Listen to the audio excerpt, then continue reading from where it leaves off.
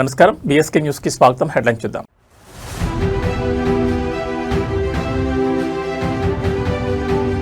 వెలిగొండ నిర్వాసితులకు అండగా ప్రజాప్రభుత్వం.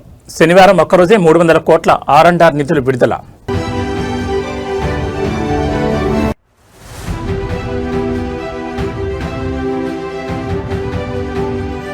ఆంధ్రప్రదేశ్లో డిజిటల్ హెల్త్ విప్లవం. గిద్దలూరులో సంజీవిని పథకాన్ని ప్రారంభించిన సీఎం చంద్రబాబు.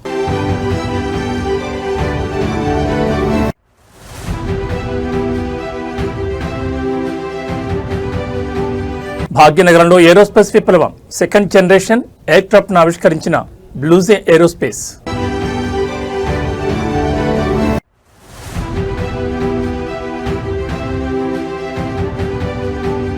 రాత్రికి రాత్రే రంగులు మార్పు. రేవంత్ రెడ్డి మార్కు పాలనపై నెట్టింటి ట్రోల్స్. ఇక డీటెయిల్స్ చూస్తే ఆంధ్రప్రదేశ్ పశ్చిమ ప్రకాశం జిల్లాతో పాటు 4 జిల్లాల తలరాతన మార్చబోయే ప్రతిష్టాత్మక వెలిగొండ ప్రాజెక్టు పరిధిలో ఒక అపూర్వమైన అత్యంత భావోద్వేగభరితమైన ఘటన ఆవిష్కృతమైంది. ముఖ్యమంత్రి చంద్రబాబు నాయుడు వెలిగొండ ప్రాజెక్టు నిర్వాసితులు రైతులతో జరిపిన ముఖాముఖి సమావేశం రాజకీయంగా తీవ్ర సంచలనంగా మారింది. ఎలాంటి బారికేడ్లు లేకుండా కట్టుదిట్టమైన భద్రతా దూరాన్ని పక్కన పెట్టి స్వయంగా రైతుల మధ్యనే కూర్చుని వారి బాధలను చంద్రబాబు ఆలకించారు. గత పాలకులు పునరావాస హక్కులను అడిగితే అరెస్టులు చేసి వేధించారంటూ నిర్వాసితులు కన్నీటి పర్యంతం అవగా చంద్రబాబు ఇచ్చిన ఒకే ఒక్క భరోసా అక్కడి వాతావరణాన్ని మార్చేసింది. ప్రకాశం జిల్లా మార్కాపురం వేదికగా జరిగిన ఈ ముఖాముఖిలో వెలిగొండ ప్రాజెక్టు కోసం తమ భూములను ఇళ్లను త్యాగం చేసిన సుంకేసుల మరియు ఇతర ముంపు గ్రామాల ప్రజలు పెద్ద ఎత్తున పాల్గొన్నారు. ఈ సందర్భంగా సుంకేసులకు చెందిన దూదేకుల ఖాసిం వలి అనే నిర్వాసితులు చంద్రబాబు ముందే కన్నీళ్లు పెట్టుకున్నారు. గత పాలకులు తమకు రావాల్సిన పునరావాస సొమ్ము ఇవ్వమంటే జైళ్లకు పంపి బంధించారని, కానీ ఇప్పుడు చంద్రబాబు స్వయంగా 300 కోట్ల నిధులు పట్టుకుని మా ఊరికే రావడం దేవుళ్లాంటి నిర్ణయం అంటూ ఆయన భావోద్వేగానికి లోనయ్యారు. హనుమా ప్రసాద్ అనే మరో నిర్వాసితుడు మాట్లాడుతూ ఈ డబ్బు అందడంతో తమ పిల్లల చదువులకు భవిష్యత్తుకు భరోసా కలిగిందని ఆనందం వ్యక్తం చేశారు. ప్రాజెక్టు పనులను 30 ఏళ్ల కల సాకారమయ్యేలా చకచకా పరుగులు పెట్టిస్తున్నందుకు రైతులు చంద్రబాబుకు పాదాభివందనం చేసేందుకు ప్రయత్నించగా ఆయన వారిని నివారించారు. ఈ సందర్భంగా సీఎం చంద్రబాబు స్పందిస్తూ 7,225 మంది నిర్వాసితులు ఉంటే గత ప్రభుత్వం కేవలం 96 మందికి మాత్రమే నిధులు ఇచ్చిందని, తాము శనివారం ఒక్కరోజే 2,351 మందికి 300 కోట్ల మేర R&R నిధులు క్లియర్ చేశామని వివరించారు. ఏ ఒక్కరికి అన్యాయం జరగకుండా ప్రతి ఒక్కరికి న్యాయం చేసే గ్యారంటీ తనదేనని చంద్రబాబు స్పష్టం చేశారు.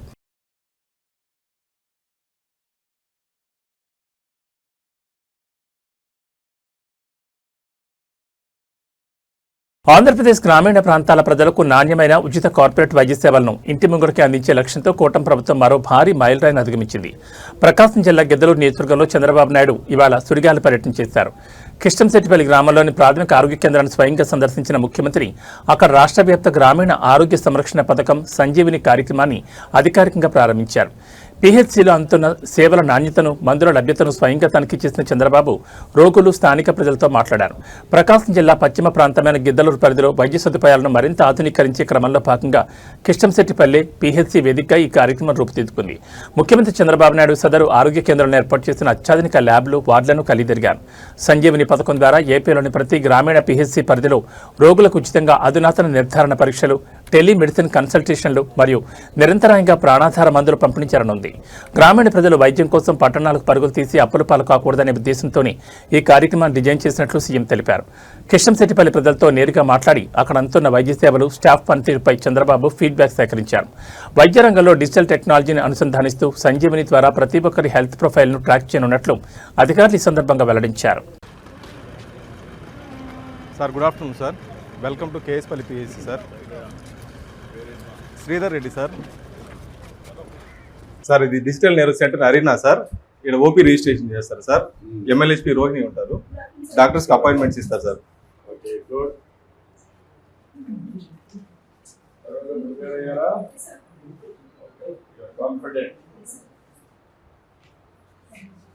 స్టాఫ్ నర్స్ ఉంటారు సార్. వైటల్స్ రికార్డ్ చేస్తారు సార్.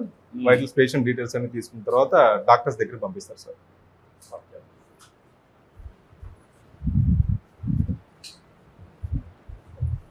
సార్, ఇది మెడికల్ ఆఫీసర్ రూమ్ సార్. ఇది సార్, ఇక్కడ ఫార్మసిస్ట్ సార్.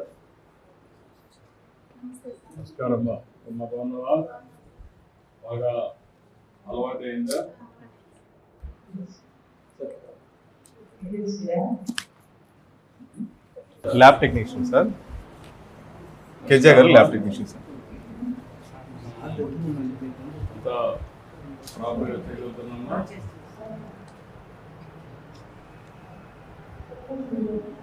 సార్ వాట్స్ అంతా మినిమం ఎక్విప్మెంట్ అంతా ఉందా? సార్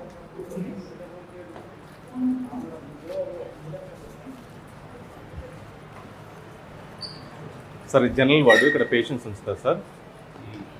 ఎన్ని 6 బెడ్స్ ఉన్నాయి సార్. మేల్స్ ఫీమేల్స్ ఇద్దరు ఉంటారు సార్. దీని బాత్రూమ్స్ అన్ని ఉన్నాయా? రూమ్ ఉన్నాయి సార్. ఇది క్లీనింగ్ అవన్నీ ఎవరు చూస్తున్నారు? శానిటేషన్ వర్కర్ ఈ ఉన్నారు ఏరియా సార్. అంతా కాదు, వర్కర్స్కి ఇచ్చారు ఇక్కడ లోకల్ వర్కర్స్ కాదు సార్, మా పిఎస్సి స్టాఫే చేస్తున్నారు సార్. ఈ స్టాఫే కంటింజెంట్ వర్కర్ చేస్తారు.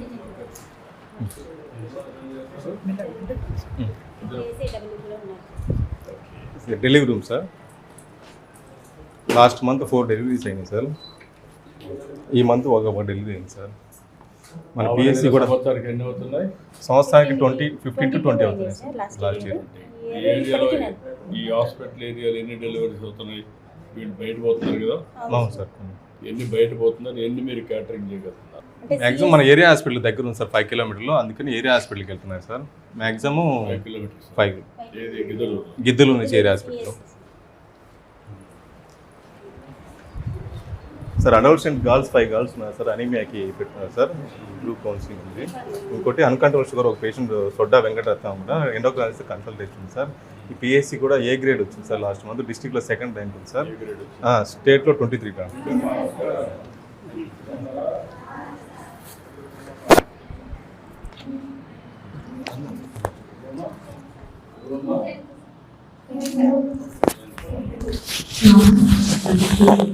నమస్కారం అండి. నమస్తే సార్. నమస్కారం. ఈ పిల్లలందరినీ చేస్తారా? సార్ పిల్లలకి అందరికీ కూడా టెస్ట్ ప్రకారం ఎనీమియా ఉంది సార్. వీళ్ళకి మన టాటా సంజీవిని ప్రోగ్రామ్ లో అడాల్సెంట్ కౌన్సిలింగ్ ప్రోగ్రామ్ లో ఈ వీళ్ళకి ఎనీమియా పాయింట్ ఆఫ్ వ్యూ లో వీళ్ళతో డిస్కస్ చేయడానికి కోసం వీళ్ళని సెలెక్ట్ చేశాం సార్. అయితే with your permission I will start counselling sir. చెప్పండి చెప్పండి. మీరు ప్రొసీజర్ అంతా కరెక్ట్ చేయండి సార్. మైసెల్ఫ్, నా పేరు పద్మలత సార్, మెడిసిన్ ప్రొఫెసర్ అండి. Madam Vijay Geetha, nutritionist in our government medical college Ongole నుండి మాట్లాడుతున్నాం సార్. పిల్లలు మీ పేరు చెప్తారా? పరిచయం చేసుకుందామా? ఏరోస్పేస్ విమానయాన రంగ భవిష్యత్తును సరికొత్తగా మారుస్తూ భాగ్యనగరం వేదిక మరో అద్భుత ఆవిష్కరణ రూపుదిద్దుకుంది. హైదరాబాద్కు చెందిన ప్రముఖ స్టార్టప్ ఇంక్యుబేటర్ టీ హబ్ మద్దతుతో ఎదిగిన బ్లూజే ఏరో సంస్థ తన 2nd జనరేషన్ ప్రోటోటైప్ ఎయిర్క్రాఫ్ట్ను అత్యంత ప్రతిష్టాత్మకంగా ఆవిష్కరించింది. ఏరోస్పేస్ రంగంలో సరికొత్త విప్లవంగా భావించి వర్టికల్ టేకాఫ్ అండ్ ల్యాండింగ్ సాంకేతికతతో సాధారణ ఎయిర్పోర్ట్ రన్వే మౌలిక సదుపాయాలు ఇవి లేకుండానే నిలువుగా పైకి లేవగల, అలాగే ల్యాండింగ్ అవ్వగల విమానాల తయారీలో ఈ సరికొత్త అడుగుపడింది. బ్లూజే ఏరో సంస్థ తక్కువ దూర ప్రయాణాలను అత్యంత సులభతరం చేసేందుకు, అలాగే వేగవంతమైన ప్యాసింజర్ మరియు కార్గో రవాణా సర్వీసుల కోసం హైడ్రోజన్, ఎలక్ట్రిక్ మరియు బ్యాటరీ పవర్డ్ VTOL నెమోన్ విమానాలను అభివృద్ధి చేస్తోంది. దీనివల్ల సాంప్రదాయ రన్వేలతో పని లేకుండా పట్టణ మరియు గ్రామీణ ప్రాంతాల మధ్య విమాన రవాణా వేగవంతం కానుంది. పూర్తిగా హైదరాబాద్లోనే తయారైన ఈ ఏరోస్పేస్ వెంచర్ వెనుక టీ హబ్ యొక్క అద్భుతమైన మద్దతు, మెంటర్షిప్, గ్లోబల్ మార్కెట్ యాక్సెస్ మరియు ఆవిష్కరణలు ఈకోసిస్టమ్ దాగి ఉన్నాయి. ఒక సాధారణ ఐడియాగా ప్రారంభమైన బ్లూజే ఏరో ఈరోజు అంతర్జాతీయ స్థాయి ఏరోస్పేస్ సంస్థగా ఎదగడం పట్ల స్టార్టప్ వర్గాల్లో హర్షం వ్యక్తమవుతోంది. గతంలో 2022లో జరిగిన టీ హబ్ ఫౌండేషన్ డే సందర్భంగా ఈ సంస్థకు మోస్ట్ ప్రామిసింగ్ ఇన్నోవేషన్ అవార్డు కూడా లభించింది. ఆనాడు అందుకున్న గుర్తింపుతో మొదలైన ప్రయాణం నేడు ఏరోస్పేస్ రంగాన్ని రీడిఫైన్ చేసే స్థాయికి చేరింది. ఏరోస్పేస్ రంగంలో సరికొత్త శిఖరాలను అధిరోహిస్తూ విదేశీ టెక్నాలజీకి దీటుగా సరికొత్త రికార్డులు సృష్టిస్తున్న బ్లూజే ఏరో బృందానికి ప్రత్యేక అభినందనలు తెలుపుతున్నారు.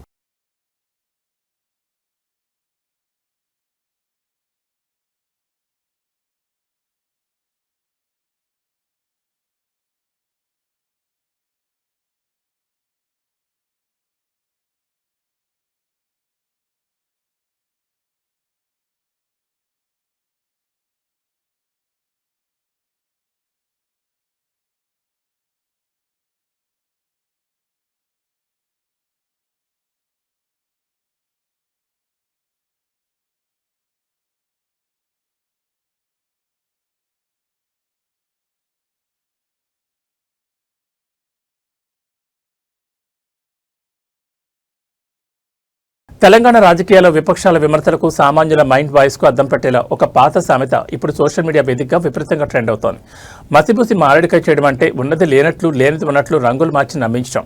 తెలంగాణ ప్రజలకు ఈ సామెత తెలియదనుకుంటున్నారేమో కానీ ముఖ్యమంత్రి రేవంత్ రెడ్డి తన పాత రాజకీయ అనుభవాలన్నింటినీ వాడి క్షేత్రస్థాయిలో సరిగ్గా ఇదే చేసి చూపిస్తున్నారంటూ సోషల్ మీడియాలో నెటిజన్లు విపక్ష శ్రేణులు తీవ్రంగా ధ్వజమెత్తుతున్నారు. కాంగ్రెస్ ప్రభుత్వం అధికారంలోకి వచ్చిన తర్వాత రవాణా రంగంలో మహిళలకు ఉచిత ప్రయాణం కల్పించినప్పటికీ ఆర్టీసీని లాభాలు తెచ్చేందుకు వినూత్నంగా రంగుల వ్యూహాన్ని ఎంచుకునేందుకు విమర్శలు వస్తున్నాయి. పల్లెటూళ్లకు తిరిగే సాధారణ పల్లె వెలుగు బస్సులకు గ్యారేజీల్లో రాత్రికి రాత్రి కొత్త పెయింట్లు వేసి వాటిని ఎక్స్ప్రెస్ బస్సులుగా రోడ్లపై కదులుతున్నారని, ఆ పేరుతో సామాన్య ప్రయాణికుల నుంచి అదనపు ఛార్జీలు బాదుతున్నారని విజువల్స్తో సహా ట్రోల్ చేస్తున్నారు. కేవలం రవాణా శాఖలోనే కాదు, గత ప్రభుత్వ హయాంలో కేసీఆర్ నిర్మించిన డబుల్ బెడ్రూమ్ ఇళ్లకు ఇప్పుడు కాంగ్రెస్ మార్క్ 3 రంగులు వేసి వాటిని ఇందిరమ ఇళ్లుగా ప్రమోట్ చేసుకుంటున్నారని విపక్షాలు మండిపడుతున్నాయి. అలాగే గతంలో ఉన్న ప్రభుత్వ పాఠశాలల భవనాలకు కేవలం రంగులు మార్చేసి తెలంగాణ పబ్లిక్ స్కూల్స్గా బోర్డులు తగిలిస్తున్నారని, మౌలిక సదుపాయాలు పెంచకుండా కేవలం బాహ్య రూపాలను మాత్రమే రేవంత్ రెడ్డి మార్కు పరిపాలన అంటూ నెటిజన్లు సెటైర్లు వేస్తున్నారు. కొత్త ప్రాజెక్టులు కట్టకుండా పాత వాటికి రంగులేసి తామేదో పొడి చేస్తున్నామన్నట్లు బిల్డప్ ఇవ్వడంపై గ్రామీణ ప్రాంతాల ప్రజల్లోనూ అంతర్గత చర్చ మొదలైంది.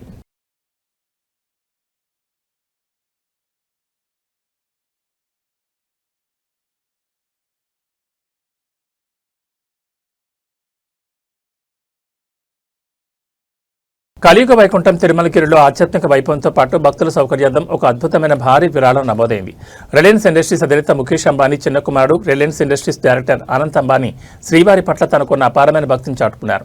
ఇవాళ తెల్లవారుజామున తిరుమల శ్రీ వెంకటేశ్వర స్వామి వారిని దర్శించుకున్న ఆయన అత్యంత పవిత్రమైన సుప్రభాత సేవలో పాల్గొన్నారు. ఈ పర్యటన సందర్భంగా తిరుమల తిరుపతి దేవస్థానానికి 27.5 కోట్ల రూపాయల విలువైన 25 అత్యాధునిక ఎలక్ట్రిక్ బస్సులను భారీ విరాళంగా అందజేశారు. తిరుమల కొండపై కాలుష్య నివారణకు పర్యావరణ అనుకూల రవాణాను ప్రోత్సహించడానికి టీటీడీ తీసుకుంటున్న నిర్ణయాలకు మద్దతుగా రిలయన్స్ ఈ భారీ విరాళాన్ని ప్రకటించింది. అనంత్ అంబానీ సమర్పించిన ఈ 25 ఎలక్ట్రిక్ బస్సుల విలువ దాదాపు 27.5 కోట్ల రూపాయలుగా ఉంది.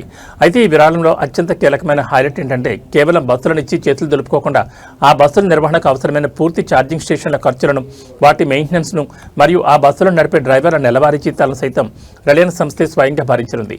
దీనివల్ల టీటీడీ బడ్జెట్పై ఎలాంటి అదనపు భారం పడకుండా భక్తులకు ఉచిత పర్యావరణ అనుకూల ప్రయాణ సౌకర్యాలు లభించనుంది.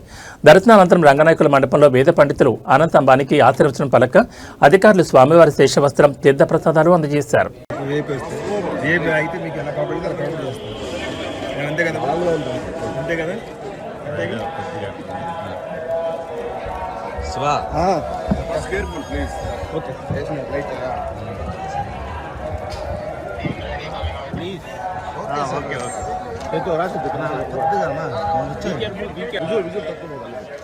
आराम से ले लीजिए सर।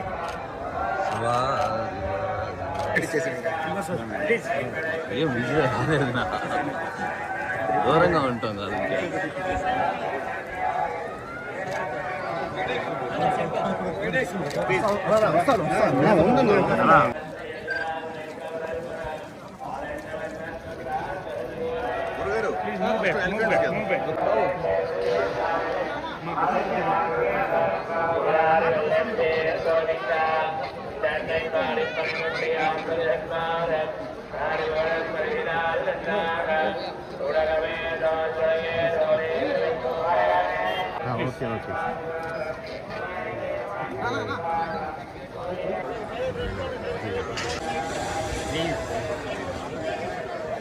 चलिए बहुत बहुत धन्यवाद। తమిళనాడు రాజకీయ యువనికపై సరికొత్త అధ్యాయాన్ని లిఖించి ముఖ్యమంత్రిగా పాలనలో తనదైన ముద్ర వేస్తున్న సీఎం విజయ్ ప్రజారోగ్య పరిరక్షణ ధ్యేయంగా మరో కీలక అడుగు వేశారు. తమిళనాడును సంపూర్ణ పోలియో రహిత రాష్ట్రంగా నిలబెట్టే దిశగా ఆయన సరికొత్త ముందడుగు వేశారు. రాష్ట్ర వ్యాప్తంగా ఇవాళ అత్యంత ప్రతిష్టాత్మకంగా ప్రారంభమైన పల్స్ పోలియో డ్రైవ్లో ముఖ్యమంత్రి విజయ్ స్వయంగా పాల్గొన్నారు.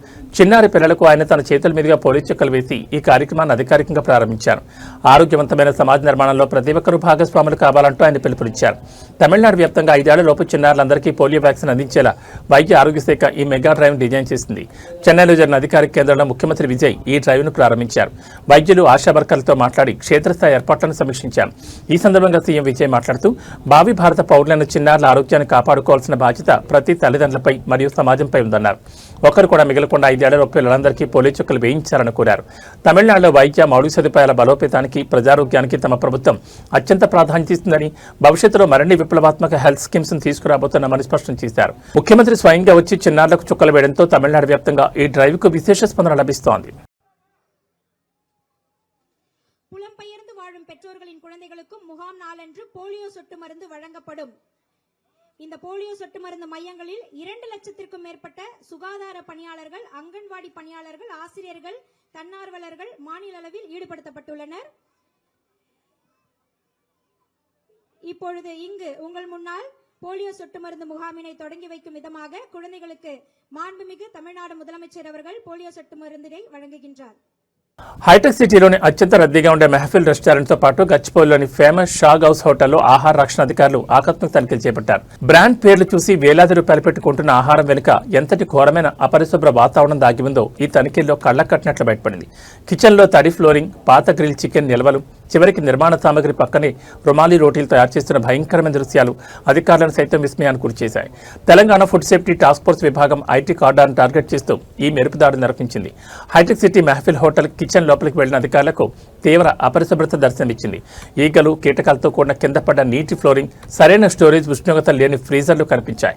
అన్నిటికంటే దారుణంగా హోటల్ లోపల జరుగుతున్న రిపేర్ పనుల తాలూకా నిర్మాణ సామగ్రి, సిమెంట్, దుమ్ము పక్కనే ఎలాంటి కవరింగ్ లేకుండా రుమాలి రోటీలను తయారు చేస్తుండని అధికారులు రెడ్ హ్యాండ్గా పట్టుకున్నారు. అటు గచ్చిబౌలి షాగ్ హౌస్లో కూడా దాదాపు ఇవే దారుణ పరిస్థితులు పునరావృతమయ్యాయి. కస్టమర్లకు వడ్డిస్తున్న గ్రిల్ చికెన్ మరియు బిర్యానీ మాంసం నిల్వలు పాతవుగా తేలడం, కిచెన్ సిబ్బందికి కనీస హెల్త్ ఫిట్నెస్ సర్టిఫికెట్ లేకపోవడాన్ని టాస్క్ ఫోర్స్ తీవ్రంగా పరిగణించింది. నిబంధనలు ఉల్లంఘించిన ఈ 2 హోటల్ నిర్వాహకులకు విపరీతమైన అపరిశుభ్రత కింద కఠినమైన చట్టపరమైన నోటీసులు జారీ చేశారు. బ్రాండ్ ఇమేజ్ చూసి మోసపోకుండా మనం తినే ఆహార నాణ్యతపై ప్రతి ఒక్కరూ అలర్ట్గా ఉండాల్సిన సమయం వచ్చింది. ఈ హోటల్ యాజమాన్యాల వివరణ మరియు ఫుడ్ సేఫ్టీ ల్యాబ్స్ నుంచి రాబోయే నివేదికలపై తమ బృందం నిఘా ఉంచిందని తెలిపారు.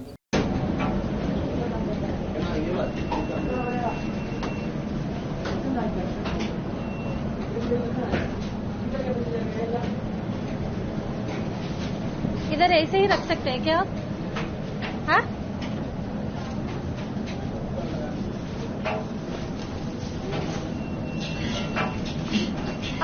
आप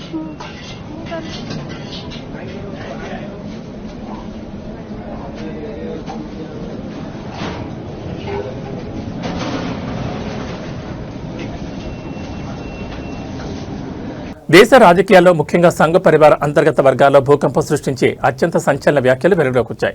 రాష్ట్రీయ స్వయం సేవక్ సంఘ్ ఆర్ఎస్ఎస్లో ఒకప్పుడు ఉన్నటువంటి నిబద్ధత గల మంచివాళ్లు ఇప్పుడు తగ్గిపోయారని, సంస్థలో మంచివాళ్లకు తీవ్ర కొరత ఏర్పడిందంటూ మధ్యప్రదేశ్ సీనియర్ కేబినెట్ మంత్రి, బీజేపీ కీలక నేత కైలాస్ విజయ్ వర్గీయ సంచలన వ్యాఖ్యలు చేశారు. భోపాల్లో జరిగిన ఒక అధికారిక సభ వేదికగా ఆయన మాట్లాడిన మాటలు ఇప్పుడు సోషల్ మీడియాలో దావానంలా వ్యాపిస్తున్నాయి. పనిచేసే మంచివాళ్లు ఉండేవారని, కానీ ఇప్పుడు అలాంటి వారి సంఖ్య క్షీణించిందని పేర్కొన్నారు. ముఖ్యంగా బ్యూరోక్రసీలోని అధికారాన్ని టార్గెట్ చేస్తూ ఇప్పుడు ఉన్నతాధికారులందరూ రాత్రికి రాత్రి సంఘ్ సపోర్టర్లుగా మారిపోయారని మండిపడ్డారు. తాము కూడా చిన్నప్పుడు ఆర్ఎస్ఎస్ నిక్కర్లు వేసుకున్నామని, తమ నాన్న సంఘ్ ప్రెసిడెంట్ అని చెప్పుకుంటూ పదవులు లబ్ధి పొందడమే లక్ష్యంగా కొందరు అవకాశవాదులు సంస్థలకు దూరిపోయారని ఎండగట్టారు. బీజేపీ పవర్లోకి రాకముందు సంఘ్కు దూరంగా ఉన్నవారే ఇప్పుడు తమ స్వార్థ ప్రయోజనాల కోసం సంఘ్ పేరును వాడుకుంటున్నారంటూ సొంత పరివారపైనే ఆయన చేసిన ఈ అంతర్గత విమర్శలు దేశవ్యాప్తంగా తీవ్ర చర్చకు దారితీశాయి. దీనిపై నెట్ ఛానళ్ల నుంచి కూడా భిన్నమైన కౌంటర్లు వ్యక్తమవుతున్నాయి. जो भी अधिकारी आता सर, मैं शाजापुर में था सर, तो माखन सिंह जी शाखा लगाते थे, वहाँ जाता था। भाई अभी तुम जाते हो, हमारी सरकार में भी उसके पहले तो कोई बताया नहीं तुमने। हर अधिकारी के मन में कुछ न कुछ तो बताता है, रहता है कि मैं अपना कमर दिखाऊंगी, देखो साहब मैंने भी पट्टी, मैंने भी बेल्ट बांधा है, चड्डी पहनी है। हर अधिकारी, हर कर्मचारी ये सोचता है। सरकार आने के बाद सब संघ के हो गए, हर अधिकारी संघ का होगा। मेरे पिताजी शाखा में जाते थे, एक अधिकारी ने तो मेरे से कहा कि मेरे पिताजी शाखा में अध्यक्ष थे। मैं उसको क्या बोलूं, अध्यक्ष तो होते ही थे। ठीक है, अब अपने अपने तरीके से बहुत भीड़ हो गई है। इस भीड़ में अच्छे इंसानों की कमी है। बस अच्छे इंसान थे शादीराम जी, अच्छे इंसान हैं मोदी जी, अच्छे इंसान हैं सदाशिव जी। ऐसे इंसानों की कमी होती जा रही है। संगठन बढ़ रहा है, कहने के लिए विचारधारा भी बढ़ रही है, पर अगर अच्छे इंसान नहीं होंगे तो इस विचारधारा का महत्व क्या है इसके बारे में चिंतन और मनन करना चाहिए। హైదరాబాద్ ఎల్బీ నగర్ పరిధిలోని ఒక ప్రైవేట్ ఆసుపత్రిలో అర్ధరాత్రి వేళ తీవ్ర కలకలం రేగింది. అత్యవసర చికిత్స కోసం ఆసుపత్రికి వచ్చిన ఓ మహిళ డాక్టర్లు సిబ్బందిపై తీవ్రస్థాయిలో రెచ్చిపోయి భౌతిక దాడి దిగడం నగరంలో సంచలనంగా మారింది. ఎల్బీ నగర్లోని శ్రేష్ఠ ఆరెంజ్ హాస్పిటల్లో లలిత కరీరా అనే మహిళ కడుపు నొప్పి ఉందంటూ అర్ధరాత్రి ఎమర్జెన్సీ వార్డులో చేరింది. అయితే పరీక్షలు చేసిన డాక్టర్లు ఆమెకి ఎలాంటి సమస్య లేదని చెప్పడమే ఆమె ఆగ్రహానికి కారణమైంది. కడుపు నొప్పితో హాస్పిటల్కు వచ్చిన లలిత కరీరా అనే మహిళకు డ్యూటీలో ఉన్న వైద్యులు తక్షణమే ప్రాథమిక చికిత్స అందించారు. అనంతరం పలు రకాల వైద్య పరీక్షలు నిర్వహించిన డాక్టర్లు ఆమెకి ఎలాంటి సీరియస్ అనారోగ్య సమస్యలు లేవని, అంతా నార్మల్గా ఉందని స్పష్టం చేశారు. దీంతో తీవ్ర ఆగ్రహానికి గురైన లలిత డాక్టర్లు తనను నిర్లక్ష్యం చేస్తున్నారంటూ అక్కడి సిబ్బందితో ఘర్షణకు దిగింది. ఆసుపత్రి లోపల నానా రభస సృష్టించిన ఆమె అడ్డు వచ్చిన వారిని దూషిస్తూ దాడికి పాల్పడింది. సిబ్బంది వెంటనే పోలీసులకు ఫోన్ చేయడంతో సదరు మహిళ అక్కడి నుంచి తప్పించుకునేందుకు ప్రయత్నించింది. TS08HG9824 నెంబర్ గల తన కారును ఆమె స్వయంగా నడుపుకుంటూ వనస్థలిపురంలోని సహారా హాస్పిటల్కు వెళ్లినట్టు సమాచారం. ఆసుపత్రి యాజమాన్యం ఇచ్చిన అధికారిక ఫిర్యాదు ఆధారంగా ఎల్బీ నగర్ పోలీసులు కేసు నమోదు చేసి సీసీటీవీ విజువల్స్ ఆధారంగా దర్యాప్తును ముమ్మరం చేశారు. డ్యూటీలో ఉన్న వైద్యులపై ఇలాంటి దాడులు జరగడంపై స్థానిక మెడికల్ వర్గాల్లో తీవ్ర ఆందోళన వ్యక్తమవుతోంది. అర్ధరాత్రి వేళ ఆసుపత్రిలో హల్చల్ చేసిన సదరు మహిళ ప్రస్తుతం వనస్థలిపురం సహారా హాస్పిటల్లో ఉన్నట్టు గుర్తించిన పోలీసులు అక్కడికి చేరుకుని తదుపరి విచారణ జరుపుతున్నారు.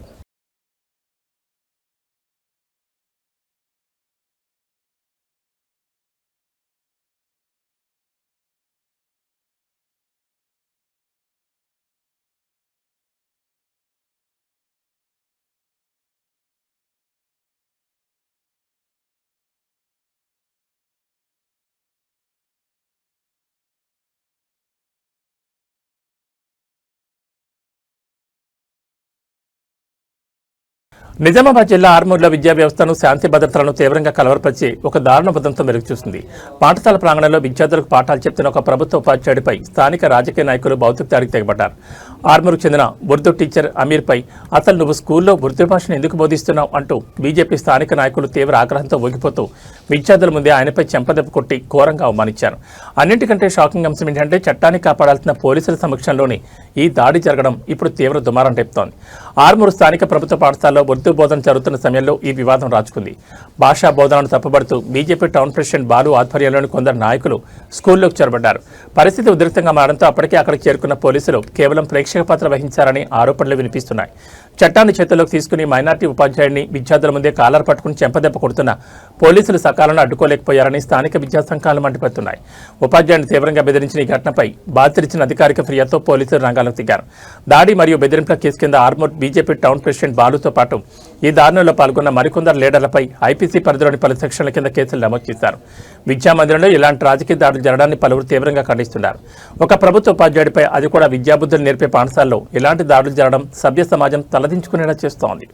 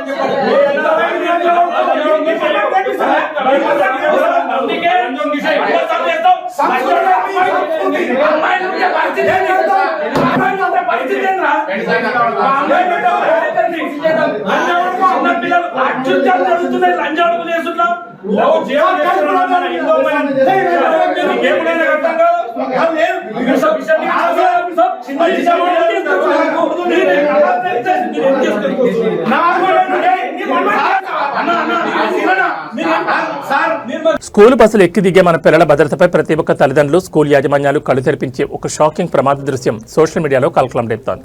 మహారాష్ట్రలోని బీడ్ జిల్లాలో స్కూల్ బస్ దిగి రోడ్డు దాటుతున్న ఒక చిన్నారిని అతివేగంగా వచ్చిన బైక్ ఘోరంగా ఢీకొట్టింది. ఈ భయంకరమైన ప్రమాదం చూశాక మన పిల్లలకు రోడ్డు దాటే నియమాలు నేర్పించడంలో మనం ఎంత నిర్లక్ష్యంగా ఉంటున్నామో అర్థమవుతోంది. బీడ్లో జరిగిన ఘటనలో బస్సు దిగిన చిన్నారి బస్సు ముందు భాగం నుంచి రోడ్డు అవతల వైపునకు ఒక్కసారిగా పరిగెత్తింది. అదే సమయంలో బస్సు పక్క నుంచి వేగంగా దూసుకొచ్చిన మోటార్ సైకిల్ ఆ చిన్నారిని బలంగా ఢీకొట్టింది. ఈ ప్రమాదాలు కేవలం వాహనదారుల వేగం వల్లే కాదు, చిన్నపిల్లలకు రోడ్డు దాటే పద్ధతులపై కనీస అవగాహన లేకపోవడం వల్ల కూడా జరుగుతున్నాయి. రోడ్డు ప్రమాద నిపుణుల సూచనల ప్రకారం పిల్లలు బస్సు దిగిన వెంటనే రోడ్డుపైకి పరిగెత్తకూడదు. బస్సు పూర్తిగా ముందుకు వెళ్లిపోయి రోడ్డుకి ఇరువైపులా వస్తున్న వాహనాలు స్పష్టంగా కనిపించే వరకు వేచి చూడాలి.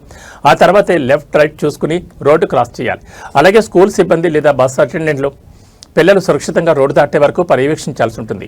పిల్లలను బస్ పాయింట్ల వద్ద రిసీవ్ చేసుకునేందుకు వచ్చే తల్లిదండ్రులు కూడా రోడ్డుకు అవతల వైపు నిలబడి పిల్లలను పిలవకూడదు. దీనివల్ల పిల్లలు ఆవేశంతో రోడ్డుపై పరిగెత్తే ప్రమాదం ఉంది.